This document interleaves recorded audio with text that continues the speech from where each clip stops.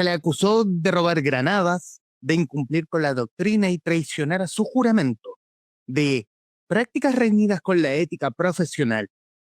En la jerga masculina de su época se dijo que jugaba para el otro equipo. Fue escolta de Salvador Allende, instructor de grupos paramilitares, lideró barricadas, fue acusado de homosexual en una época en que era una vergüenza. El 11 de septiembre fue a defender la moneda y su nombre apareció en el bando militar número 10 junto con otras 93 personas. Debían entregarse voluntariamente en el Ministerio de Defensa, pero él no obedeció. Se llamaba Mario Ramiro Melo Pradenas, el único oficial del Ejército de Chile que militó en una organización de extrema izquierda. Y de este personaje alucinante vamos a hablar hoy en esta nueva entrega del Traficantes de Cultura, a razón del libro que ven en pantalla, El peor de todos, la historia de Mario Melo Pradenas, una crónica histórica investigada por un habitual amigo de esta casa digital, Carlos Tromben, libro editado por Ediciones B y que muy amablemente aceptó una vez más conversar con este medio. Gracias, Carlos, por este tiempo para con los traficantes de cultura. Gracias a ti, Humberto, siempre un placer. Y aquí vamos a hablar de un personaje absolutamente alucinante, como alguna vez te dije cuando nos encontramos en Queleo Forestal, a razón de este mismo libro. Creo que tenía el cartón completo de la lotería de la discriminación, o sea, para la época, como de izquierda, militante allendista, homosexual, le faltaba como de pueblo originario y tenía el cartón lleno. Claro. ¿Cómo diste con el personaje? Bueno, el personaje lo conocimos con Allende, la novela Allende, que publicaste el año pasado, pero tienes razón, el antepasado. ¿Cómo Sí. fue dar con el personaje? ¿Cómo fue escarbar? Porque siento que el personaje no es como que tuviera una vida militante importante. Tuviste que básicamente picar piedra para dar con él. Sí, fíjate que tal como tú señalas en Allende, en la novela de ficción, publicada también en Ediciones B el año 23, él aparece como un personaje de ficción basado en los datos elementales que encontré en dos libros sobre el periodo de Allende, uno escrito por un colaborador cercano del presidente, del expresidente, que era su secretario personal, Osvaldo Puccio, padre, ¿ya? No confundir con Osvaldo Puccio, hijo, que fue secretario de presidencia de Bachelet II y, en fin, embajador, personaje, un militante del PS actual. El padre era secretario personal de Allende y escribió un libro con posterioridad a los hechos, publicado a mediados de los años 80, en que se refiere a la incorporación, a la escolta del candidato Salvador Allende en el último tramo de la campaña electoral del año 70, debido a evidentes fallos de seguridad y atentados en contra del candidato que no llegaron a hacerse públicos en ese momento y que eran atentados bastante sutiles en el sentido de que no involucraban atentados con balas, sino que eran discretas, por ejemplo, intervenciones de los vehículos en que viajaba, cortes de los frenos, evidentes sabotajes, que casi pudieron haberse traducido en una muerte del candidato en un accidente automotriz. Entonces Mario Melo se incorpora a la inexistente escolta del candidato en el último tramo de la campaña, es decir, entre julio aproximadamente y septiembre del 70. ¿Ya? Y Osvaldo Puccio narra cómo se produjo ese encuentro, de qué manera él llegó a enterarse a través de un militante del Partido Radical, que había un joven militar que había sido dado de baja ese mismo año por cercanías con la izquierda, y sostiene un par de entrevistas y Mario Melo se incorpora a la escolta. Eso es el testimonio más cercano en el tiempo a los hechos, como te digo, es desde mediados de los 80. Y varios años después, ya en los 2000 y tantos, 2009 me parece, el periodista Eduardo Labarca Godard publicó un libro llamado Allende, una biografía sentimental, que básicamente es un compendio o sea, una crónica muy exhaustiva del personaje, de la psicología del presidente Salvador Allende, y eso atravesado por por su amor por las mujeres. Básicamente el número bastante contundente de amigas, amantes, esposa, hijas, eh, sobrinas, que formaron parte del mundo afectivo del presidente. ¿Mm? Eh, y ahí aparece Mario Melo un par de veces, en escenas en que el propio periodista Eduardo Labarca recuerda ese periodo histórico habiendo conocido a Mario Melo. Esas son las dos fuentes fundamentales con las que yo construí un personaje de ficción para la novela, y que quedé con un gusto a poco con el personaje, quedé con la sensación de que no había capturado en la esencia, ni profundizado en la psiquis y las circunstancias de este personaje. Porque Puxio no menciona nada relacionado con la orientación sexual de Mario Melo, sí la barca, porque eso fue un secreto guardado por el MIR durante muchos años. Se hizo público recién en 2009 en el marco del caso Boinas Negras, ¿no? Porque todo esto, Mario Melo era un teniente del regimiento Boinas Negras, o Fuerzas Especiales y Paracaidistas del Ejército de Chile, y era él y otros 12 oficiales y clases del ejército que fueron acusados de esta concomitancia con un grupo político que no se nombró en su momento, pero que era el MIR. De ahí nace el personaje. ¿Y qué fue lo que... y en esas sensaciones que pudiste... ¿En qué momento dijiste como este personaje da para algo más? Da para un libro, Mm. da para una crónica. Bueno, quizás viste otros géneros para poder abordar al personaje. Pero ¿cuál fue la idea de decir como yo creo que Mario Melo tiene una historia y una historia que no Sí, conocemos que puede transformarse sí. el libro? Fueron dos cosas en simultáneo, ¿ah? La noción de que la novela, ¿sabes que el género de la novela, nos podemos detener en eso, está muy cuestionado hoy en día, ¿no? O viene siendo cuestionado hace un tiempo atrás, como que no está como llegando a un cierto límite, que las novelas que son realmente interesantes son, por ejemplo, las de ciencia ficción, las que juegan con la realidad, pero la novela realista en sí hay como una suerte de crítica o fatiga, ¿m? Y eso se traduce digamos, en que, por ejemplo, en países como Chile se lea mucho más no ficción que ficción. En fin, una serie de una sensación como de, si no de hastío en el público, como de que es un territorio ya domesticado por un determinado número de autores y autoras, sobre todo, que ya tienen un prestigio, y ahí no entra nadie más en la novela. ¿Mm? No hay espacio en la novela, no hay mucha innovación posible en el género, ¿no? Mientras que en la no ficción y en los géneros híbridos hay mucho más territorio a explorar. Y eso fue uno de los elementos que me llevó a pensar, si yo tuviese que escribir un libro de no ficción, no un ensayo, porque yo he publicado ensayos sobre temas contingentes, políticos, economía, poder, grupos económicos que son más del ámbito del periodismo, profesión que yo he ejercido muchos años. Entonces, todo eso se juntó. Dije, entonces en realidad, ya, la novela histórica está un poco al límite, tiene un público muy determinado, muy masculino. La novela está súper, es un espacio saturado. En cambio, la no ficción tiene mucho tiraje, tiene muchas posibilidades estilísticas, narrativas, políticas, éticas, ¿no? Y ahí se puede jugar más. Se puede jugar más con la conjetura. Hay que ser sí, hay que ser fiel a los hechos, comprobables, investigables, pero hay muchos espacios en blanco en una investigación de no ficción, o narrativa de no ficción, nuevo periodismo se la ha llamado en algún momento. Entonces, por ahí yo dije, Mario Melo es el, ejem- el ejemplo, es una posibilidad narrativa tremenda desde la no ficción. Ujú. Y por ahí me tiré. Si yo tuviese que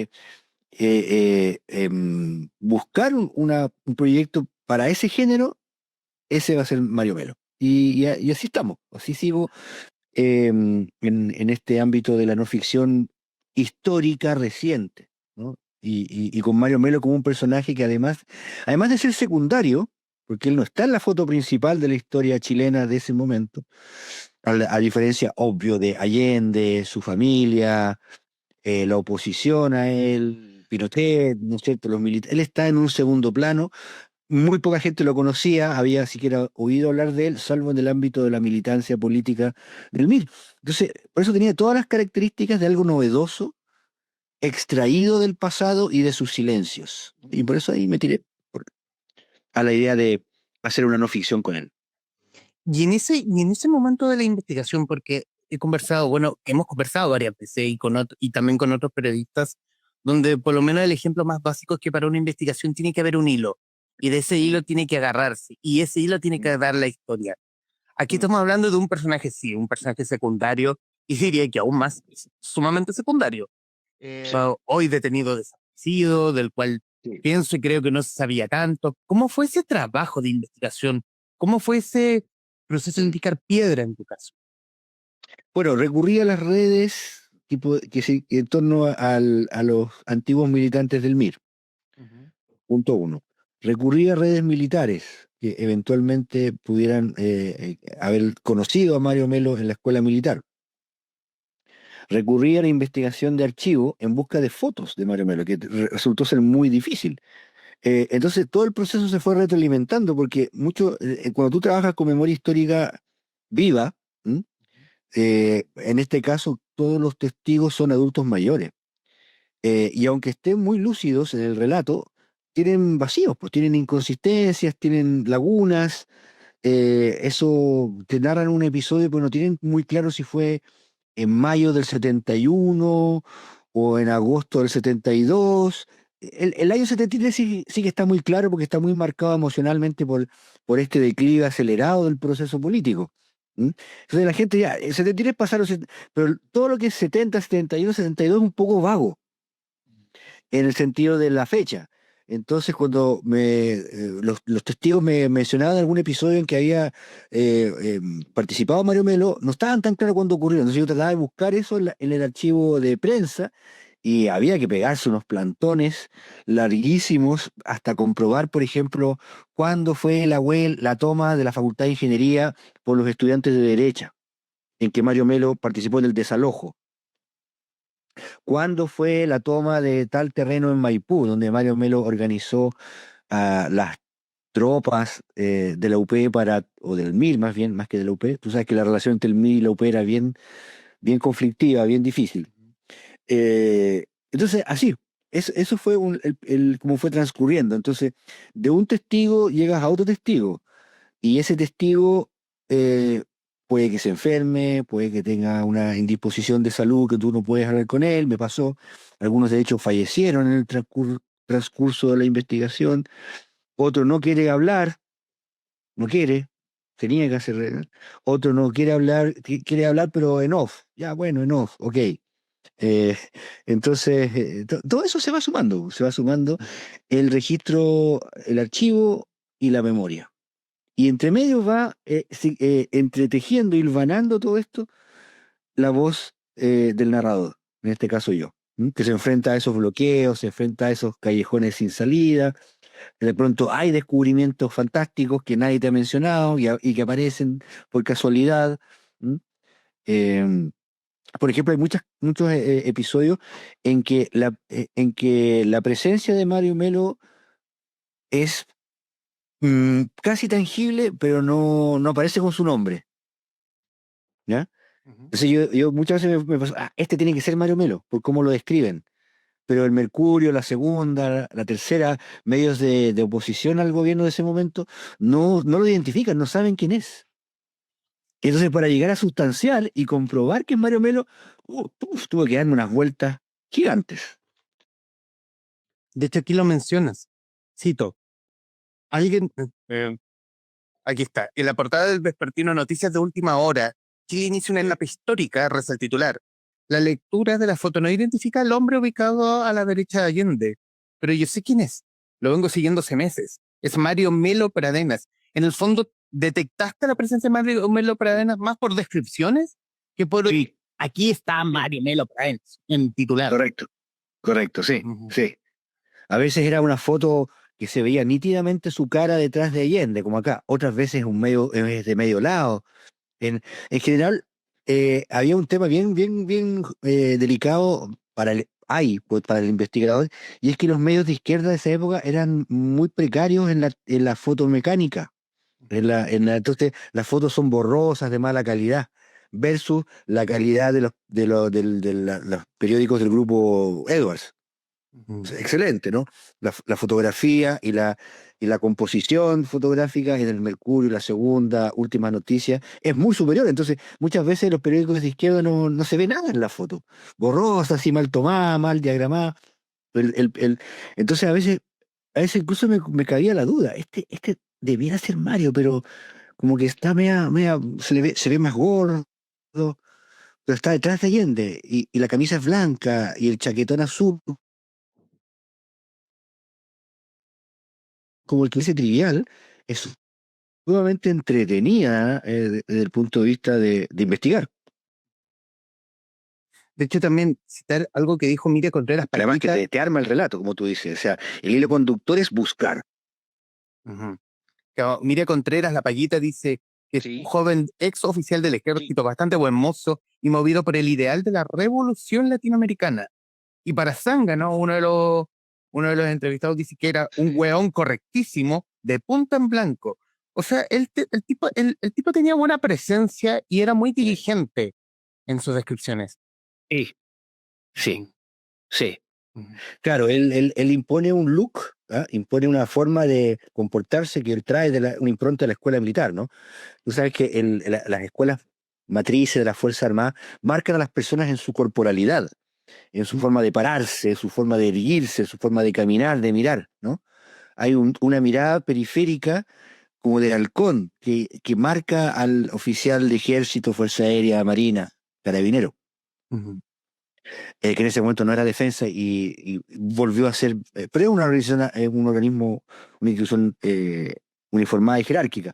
Entonces, Mario trajo eso al entorno de Allende, que se componía de intelectuales, de juventudes rebeldes, informales, de pelo largo, que usaban jeans, que vestían pantalones apretados, que tenían unas pintas que eran impresentables dentro del protocolo de un candidato a la presidencia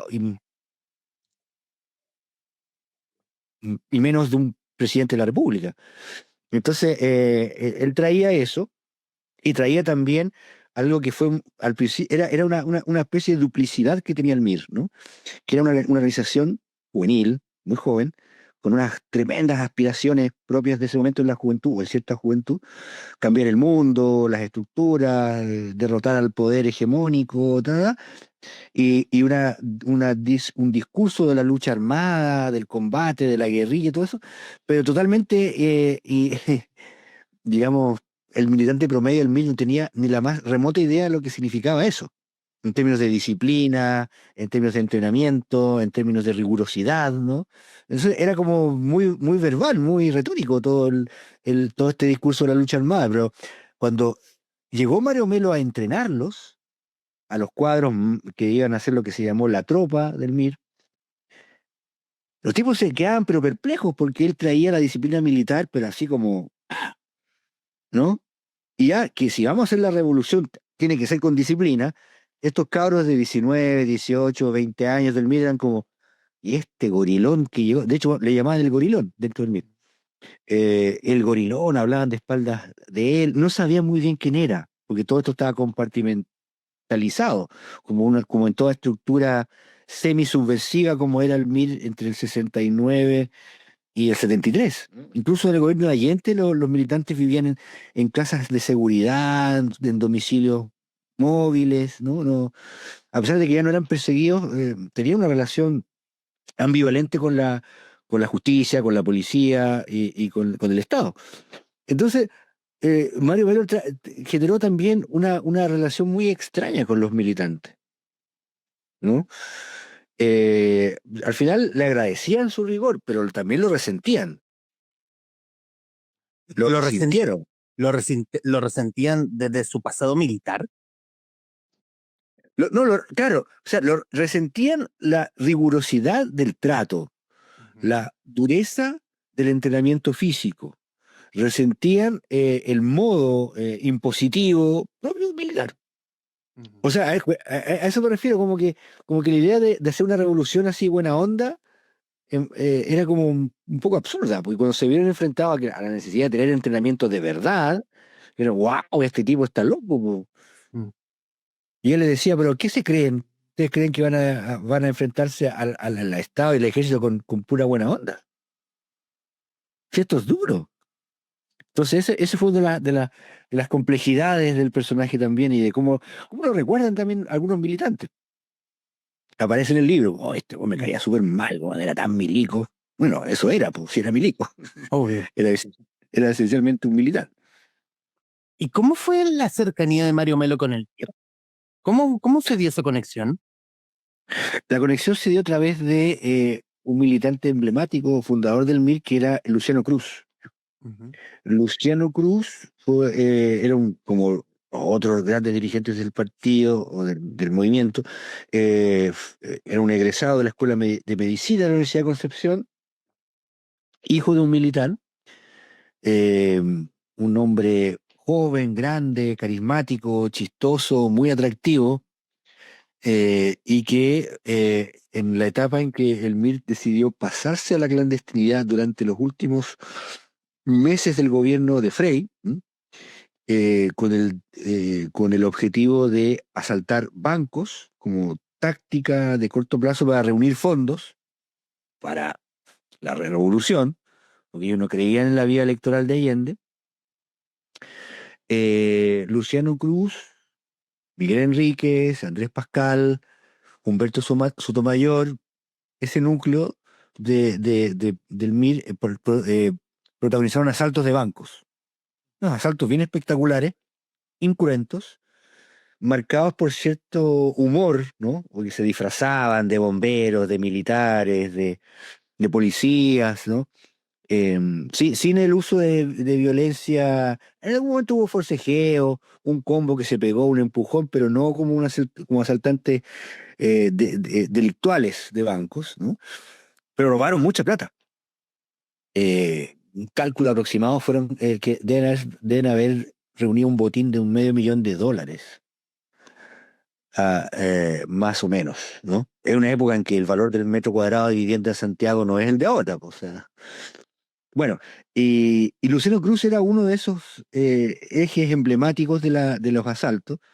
Se disfrazó de brasileño, y una de sus decisiones más audaces, porque estaba siendo buscado por la policía por estos asaltos, fue refugiarse en el regimiento de Boinas Negras, porque su hermano, el capitán Florencio Fuentealba Aguayo, medio hermano, o sea, hermano por parte de madre, era capitán en esa unidad, en el Regimiento de Fuerzas Especiales y Paracaidistas.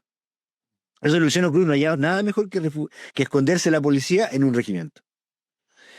Y lo hizo con bastante propiedad en el sentido de que se disfrazó de militar.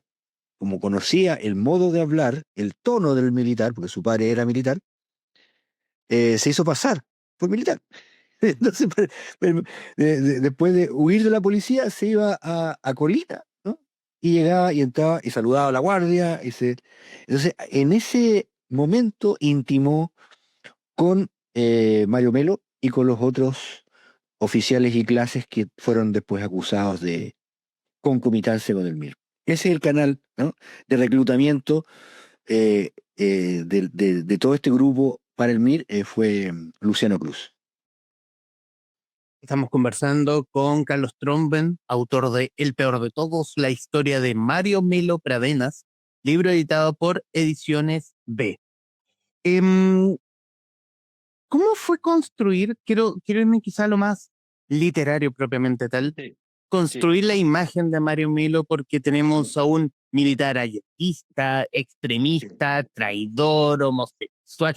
Tenía todo lo epíteto habido y por haber como para poder construir una imagen, construir al ser humano en el fondo, más allá de, de todos los motes y chapas que tenía. Claro, claro, traidor para algunos, Ujú. para otros era un militante aguerrido, eh, con muchas dotes para transmitir valores de combate, de heroísmo, de disciplina. Eh, en parte los testimonios, por ejemplo, cuando Stanton dice era un hueón correctísimo, porque efectivamente era alguien que se paraba y no desentonaba, todo lo contrario. Entonces, Allende tenía también mucha prestancia, mucha elegancia en el vestir, en el hablar. Entonces, Mario Melo en ese sentido, al lado de Allende hacían el sistema simbólico, por decirlo así. Entonces, a través de los testimonios, a través de las imágenes que existen de él, que se conservaron fotografías, algunas de prensa, otras de familiares, hay una filmación. La única que existe de él, la única imagen en movimiento que existe de Mario es el funeral de Luciano Cruz, porque Luciano Cruz murió prematuramente y estúpidamente en un accidente doméstico. En agosto de 1971, Luciano Cruz murió asfixiado por culpa de una fuga de gas en su domicilio. Y ese funeral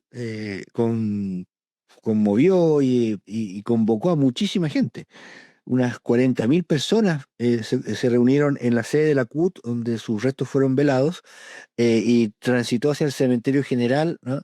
Viniendo gente de provincia, de Santiago y provincia, ¿no? Muchos miles de personas, y se ve a Mario Melo en esa filmación que hizo Jorge Miller, el fotógrafo, camarógrafo de la Batalla de Chile, hoy detenido desaparecido, también militante del MIR. Esa filmación tiene aproximadamente 16 minutos y Mario Melo porta el ataúd de su amigo y camarada y compañero Luciano Cruz. Entonces, con todos esos elementos, el relato, tanto la descripción física como la manera de hablar de Mario Melo, la manera de plantarse de Mario Melo, la fui construyendo en base a este conjunto de fuentes. Y creo que salió bastante bien porque las personas que después, mis fuentes, cuando al leer el libro me dieron el feedback que efectivamente así era Mario Melo. Y eso también me dejó muy contento con el trabajo. ¿Y la cercanía con la familia de Mario Melo? ¿Hay gente viva en este momento? Sí, sí. Sí, quedan con vida un primo hermano de Mario. Costó ubicar a la familia porque su hermano falleció, su hermano Carlos falleció a fines del 2024. Entonces, ahí buscando y rebuscando, y esa es la labor detectivesca propia o periodística, si tú quieres, logré ubicar a su primo, a Miguel Toromelo, primo hermano, eh, y tener el lado de la familia, del Mario Melo niño, del Mario Melo adolescente, del Mario Melo joven, del Mario Melo cadete recién ingresado a la escuela militar, de su padre y su madre. Y mira, el tema con este tipo de libros es que no se agota en el libro, ¿eh? Y, y eso es bien emotivo, fíjate, porque una vez publicado el libro empecé a recibir mensajes por redes sociales, personas que habían encontrado mi teléfono, me habían ubicado mi correo electrónico, y personas que conocieron a Mario Melo en distintas circunstancias, también parientes lejanos de Mario Melo. Y uno de los detalles, por ejemplo, uno muchas veces dice, "Oh, haber sabido esto para el libro", pero es imposible saberlo todo, ¿no? Y los libros en ese sentido cobran vida y tienen sentido de ser objetos culturales cuando se generan conversaciones alrededor de ellos, ¿no? Y en ese sentido, el peor de todos es quizás la obra que más satisfacción me ha dado en ese sentido. Me llegó, por ejemplo, un mensaje por Instagram de una persona, un joven, una persona que no conocía a Mario Melo, pero conoció a su madre, a su padre, porque era vecino de ellos en Chillán.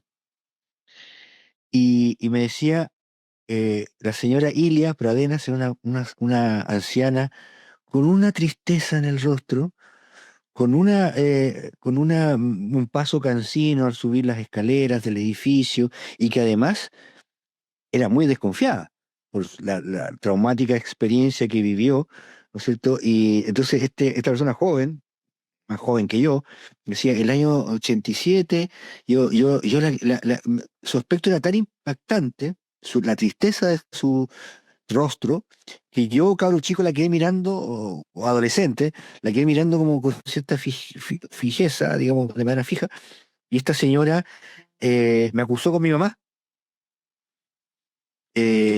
temiendo, temiendo que yo fuese un sapo, no sé, nunca supe bien, pero, pero he guardado ese recuerdo, me decía esta persona por Instagram, esa persona que la había conocido, y después supo, no, es que ella es la mamá de Mario Melo, que es este militar que era de aquí de Chiquillán y que fue detenido, desaparecido. Ya, entonces como que dijo, ya, ok, entiendo, mejor no me meto con ella. ¿Te fijas? Entonces esos detallitos de históricos son imposibles de rastrear en su totalidad. Y tú como escritor tienes que asumirlo, tienes que asumir tus limitaciones y tienes que tratar de hacer el trabajo más honesto y más consistente posible, sabiendo que en rigor vas a fracasar. Ese fracaso, la realidad, restituir la realidad a toda su dimensión, cosa imposible.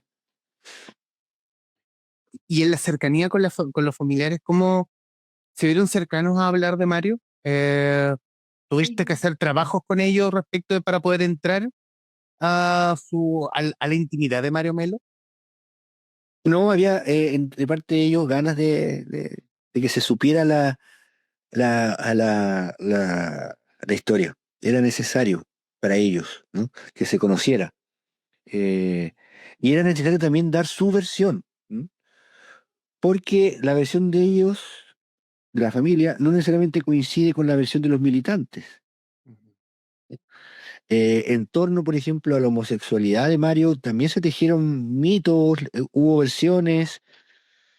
La versión de que fue enviado por el MIR a Cuba a un tratamiento, según la familia eso es falso. En fin, en todos estos temas las versiones no van a ser idénticas. No va a haber una concordancia al 100% entre las distintas versiones de un personaje como este. Por ejemplo, en Brasil hay un caso similar al de Mario Melo, pero de un capitán del ejército brasileño que se incorporó a la guerrilla brasileña. O sea, es un contexto distinto porque Mario se incorporó a la defensa del gobierno de Allende, ¿no? Eh, y como tal fue represaliado, perseguido, asesinado probablemente, lo más seguro, y hecho desaparecer en las primeras semanas de la dictadura.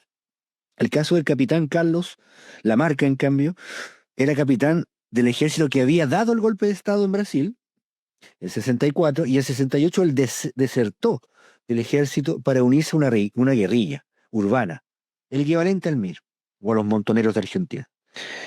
Eh, entonces él participó efectivamente en acciones subversivas directamente, digamos, asaltos, secuestros, acciones armadas contra la dictadura brasileña de sus superiores en el ejército. Pero la diferencia está en que el caso del capitán Carlos Lamarca en Brasil es conocido, ampliamente conocido en Brasil. Se han escrito libros sobre Carlos Lamarca, se hizo una película, un largometraje, han habido reportajes en la televisión brasileña, en la Globo, ¿no es cierto?, sobre el caso del capitán Lamarca.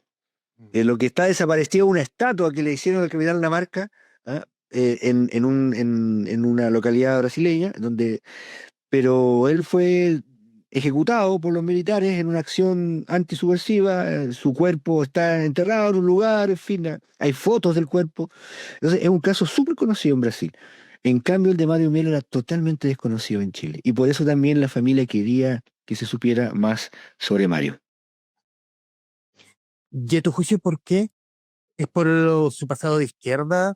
¿Por por el hecho histórico de haber estado prácticamente al lado de Salvador Allende?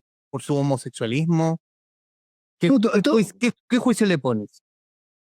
yo creo que la necesidad de hablar es muy importante para los familiares de detenidos desaparecidos, ¿no? Porque el ser querido no está, se desvaneció. La señora Ilia y Mario Melo, padre, eh, lo buscaron por cielo, mal y tierra, ¿no? Hicieron decenas de acciones legales ante el ejército, ante el Estado, ante los tribunales, elevaron el caso de Mario a la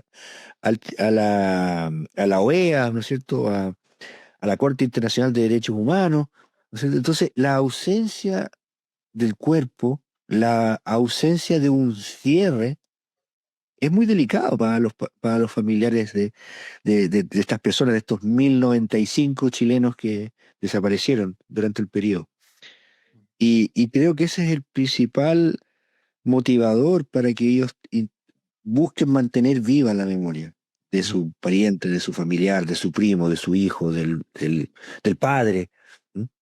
No todos, ¿ah? Tú sabes que hay casos de familiares que prefieren no hablar, que incluso tienen opciones políticas hoy que esto es una cosa que es mejor ocultar. No en toda la familia, yo diría que la mayoría quiere que la memoria siga viva y que su lucha se mantenga y que algún día se alcance la verdad.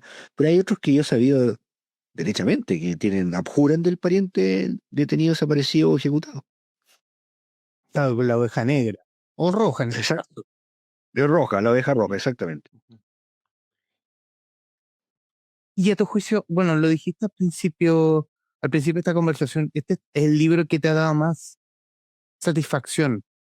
Sí, Que, sí, sí. y de hecho también sentí en la presentación que tuviste en el Festival Penguin en Providencia, que es un libro que le tienes, no sé si decir afecto, Mm, porque tiene algo de ti, también tiene algo sí, tuyo respecto sí, de contar la sí. historia de Mario Melo. ¿Por qué?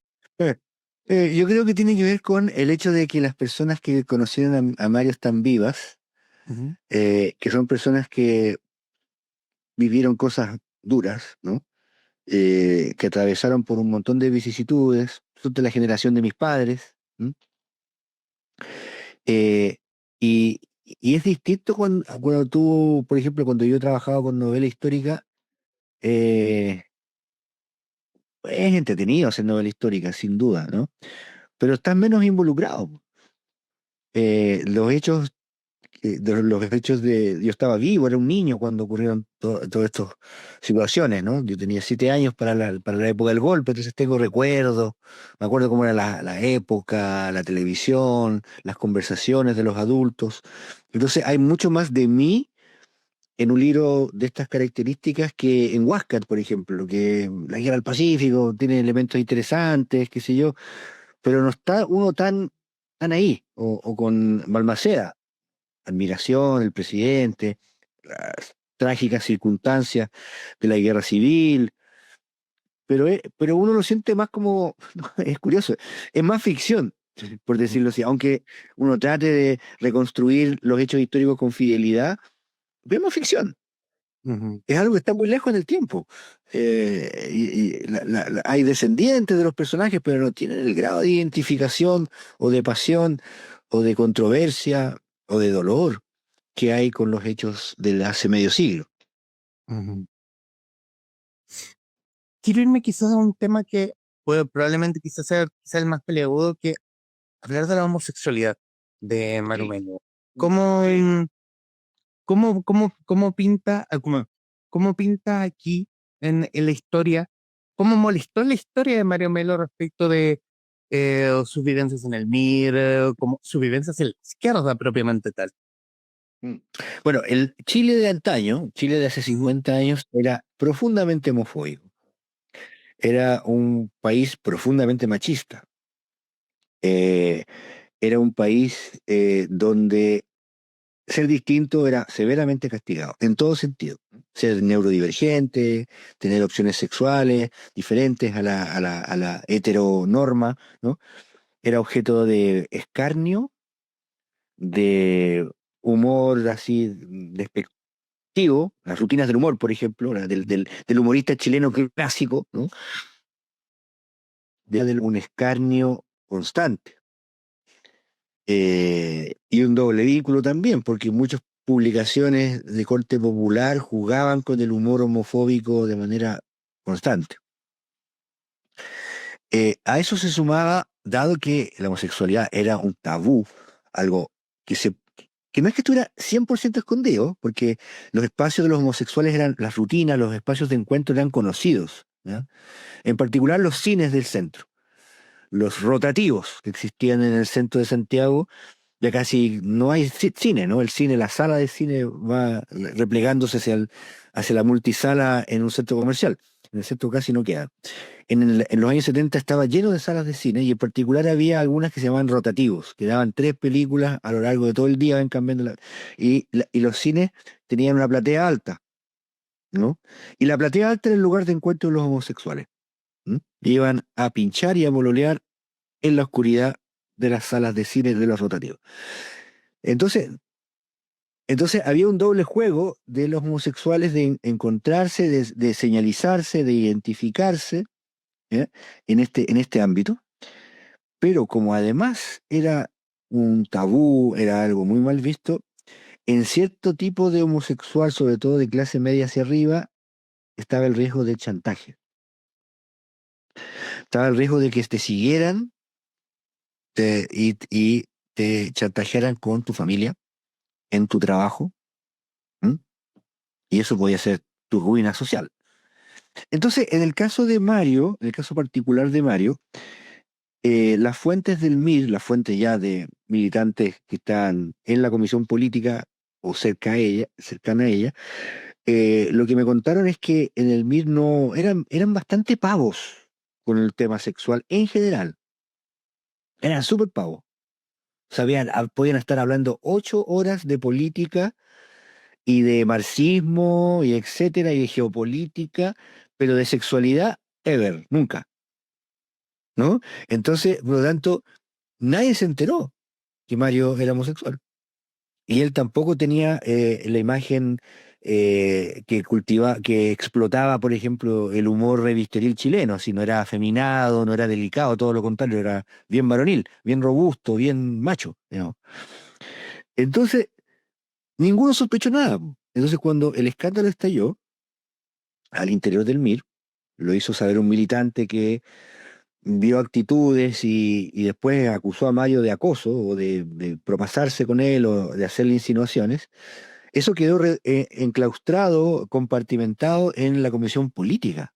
No se supo hacia afuera. Y las personas con las que yo hablé, mis fuentes de la antigua comisión política del MIR, me dijeron: "Mira, en realidad nosotros no cachábamos nada, no teníamos ningún discurso ni anti ni a favor de la homosexualidad. No éramos homofóbicos. Lo que pasa es que para nosotros nos complicaba mucho, era un tema de seguridad. ¿Mm? Tener un militante homosexual nos exponía a una serie de situaciones propias de la época, entonces por eso congelamos la militancia de Mario, no lo echamos, ¿eh?". Eso me dijeron. Me remito a mi fuente. No lo echamos, se congeló su militancia y hay versiones que lo mandaron a Cuba a un tratamiento, que es una versión completamente refutada por la familia de Mario. Entonces, se problematiza eso. Ni la izquierda ni los militares tenían en ese momento ningún tipo de protocolo ni de postura. Era algo que estaba dentro de la larga lista de tabúes y cosas que no se decían en Chile, ¿no? Homosexualidad, neurodivergencia, alteridades distintas, em, depresión. ¿Mm? No se trataba ese tipo de situaciones en ninguna familia.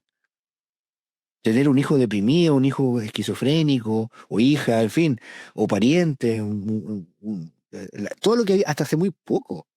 Humberto, hasta hace muy poco. O sea, no, si tener un hijo autista era como una tragedia terrible, ¿no? O, ¿para qué decir homosexual? Entonces, por eso también me dejó muy contento el libro, porque permite reflexionar sobre el paso del tiempo, en lo que toca a la memoria y sus baches, y también a los contrastes, en cómo valoramos las cosas, ¿no? Cómo sacamos del closet situaciones y cómo otras las estamos metiendo en el closet. Es un juego así que va para los dos lados. Entonces, en el tema de la homosexualidad de Mario, la familia no lo niega, pero niega que haya sido enviado a Cuba a ningún tipo de tratamiento. Ellos sabían, ¿no? Siempre lo supieron. Y Mario vivía su sexualidad de manera muy de closet, es decir, tuvo parejas incluso en las Fuerzas Armadas, pero todo eso con toda la cautela y el sigilo que merecía la época. cómo reivindica la figura de Mario Melo, como esta figura de final trágico respecto de su situación hoy siendo detenido desaparecido? Yo creo que Mario formó parte de una generación de jóvenes que le declararon la guerra no necesariamente al capitalismo o a la autoridad, le declararon la guerra a la rutina, le declararon la guerra a lo predecible, a lo que se esperaba de los jóvenes en ese momento, que era casarse, tener una familia y un empleo de por vida en una institución del Estado, por una profesión liberal. ¿M? Eso es lo que se esperaba de todo joven en los años 60. Y una generación completa en Chile, en Argentina, en América Latina, en Europa, en Estados Unidos, en Asia, se declaró en rebeldía contra esa monotonía, ¿ya? Y la forma de canalizar esa rebeldía fue primero la revolución. Con posterioridad, la juventud ha tenido otros canales, ha encontrado otros canales para escapar a la rutina, y en ese transcurso del tiempo la economía cambió, las instituciones cambiaron, y la situación, la posibilidad de que un joven haga su vida eh, con autonomía, ¿no? Con agencia propia para encontrar su lugar en el mundo a través de sus vocaciones profesionales, sus orientaciones sexuales, etcétera, es inmensamente superior a la que tenían los jóvenes de esa época. Entonces, Mario, en ese sentido, representa la tragedia de una generación que pretendió destruir la rutina, destruir lo predecible, destruir las instituciones que hacían posible ese y que exigían de los jóvenes ese compromiso con el orden, con la presentabilidad, con el decoro, ¿m? Ujú. Con lo esperable. En los minutos que nos quedan de esta conversación, Carlos, quiero darte las gracias por el tiempo. Es un personaje absolutamente fascinante, con muchas caras, pero respetable absolutamente. Y también un personaje, esto es un personaje de novela. Termina siendo, claro, es una crónica periodística, crónica histórica y todo eso, pero también es un personaje de novela, sobre todo por muchas caras. Esos personajes que solo los viste como me enseñaron a Manuel Rodríguez, pero tenemos uno muy parecido y de hace 50 años, que hoy tiene ese final trágico como muchos familiares de detenidos desaparecidos que están buscando a su pariente desaparecido durante la dictadura. Carlos, estos minutos finales son tuyos para que digas lo que gustes respecto del libro, de lo que quieras. Bueno, primero quiero saludar a todas las personas que siguen a Traficantes de Cultura. Me encanta el nombre. Traficar cultura, moverla de un lado para otro, ¿no? Como un contenido, como una sustancia, ¿no es cierto?, que se esparce por la sociedad. Me encanta el nombre y los saludo a todos y a todas con mucho cariño. Eh, Soy Carlos Tromen, el autor del libro El peor de todos, disponible en todas las librerías del país y a través de todos los sitios de comercio electrónico. Es un libro que no los va a dejar indiferente, que les va a hacer recordar, que los va a hacer mirar la historia de Chile y las personas que la protagonizaron desde distintos ángulos y situaciones. Así que les quiero mandar un saludo afectuoso y nos estaremos viendo próximamente con el próximo libro, con lo que venga, con lo que nos traiga el futuro. Carlos Trumben, autor de El peor de todos, la historia de Mario Milo Pradenas, libro editado por Ediciones B, en conversación con la guarida de los traficantes de cultura. Estimado Carlos, muchísimas gracias. Muchísimas gracias, Humberto. Y a quienes nos están viendo y escuchando, gracias por estar ahí. Adiós.